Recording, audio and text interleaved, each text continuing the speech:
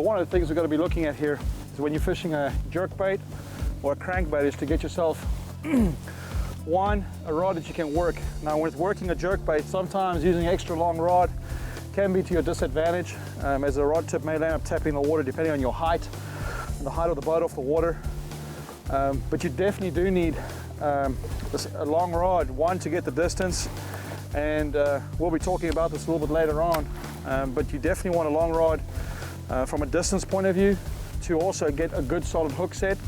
With a jerkbait fishing with line, a lot of people ask what kind of line you throw it on. I don't fish on anything but fluorocarbon. One, it sinks and allows the bait to suspend a bit better, get a more direct hook set, but it hasn't got the stretch of monofilament. Some people like to fish on braid, and I think braid might be a little bit too stiff because then it maybe impair the action of the lure. You want the lure to dart and flow sideways and up and down and act all injured, and that's why we've gone to choosing iRod.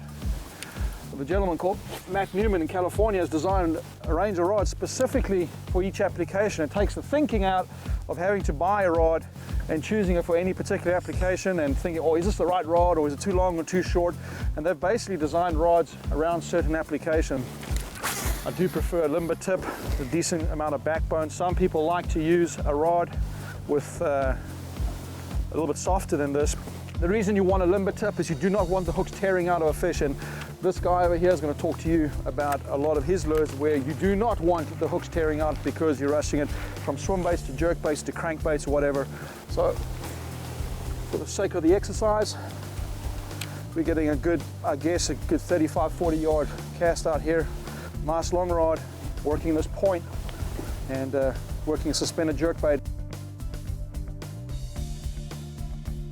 Hey folks, we need your help. Go to Facebook and Twitter. Let us know your fishing crazy stories, and who knows, we may be popping in to your neck of the woods.